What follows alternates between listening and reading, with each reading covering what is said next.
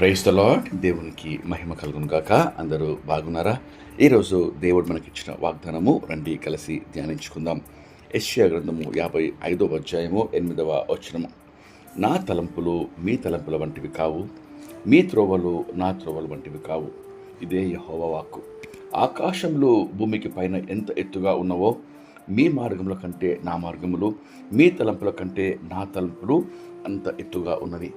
ప్రియమైన దేవుని బిడ్డలారా, నీ పట్ల నా పట్ల దేవుని ఉద్దేశములు, దేవుని తలంపులు, ఎత్తైన దేవుని ప్రణాళికలు వాక్యంలో ఈరోజు దేవుడు మనకు వాగ్దానం చేస్తున్నాడు. నిజమే, అనేక సార్లు మన సొంత తలంపులతో, సొంత ఆలోచనలతో పరిగెడుతూ ఉంటాం. సామెతలు 14:12లో స్పష్టంగా దేవుని వాక్యం ఈ రీతిగా రాయబడి ఉన్నది.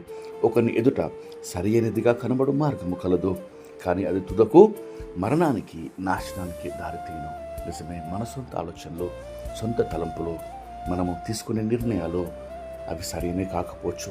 మనల్ని నాశనానికి, మరణానికి దారితీయవచ్చు, లేక నష్టాలకు దారితీయవచ్చు. కానీ దేవుని తలంపులు నీ పట్ల ఎంతో ఉన్నతంగా ఉన్నాయని వాక్యం సెలవిస్తుంది. ఇర్మియా గ్రంథము 29వ అధ్యాయము 11వ వచనంలో ఈ రీతిగా వ్రాయబడి ఉన్నది. నేను మిమ్మల్ని గురించి ఉద్దేశించిన సంగతులను నేను ఎరుగుదును. రాబో కాలమందు మీకు నిరీక్షణ కలుగునట్లు అవి సమాధానకరమైన ఉద్దేశములే కానీ హానికరమైనవి కావు. ఇదే యెహోవా వాక్కు.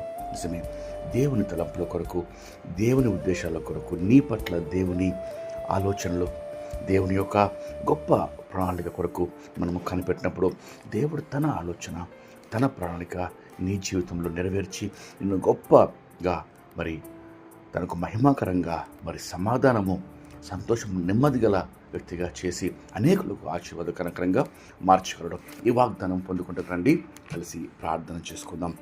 ప్రార్థన. మహాపరిశుద్ధమైన మా ప్రియమైన పరలోకపు తండ్రి, మీరు ఇచ్చిన శ్రేష్టమైన వాగ్దానంకై మీకు ఎంతో స్తోత్రం చెల్లిస్తున్నామయ్యా.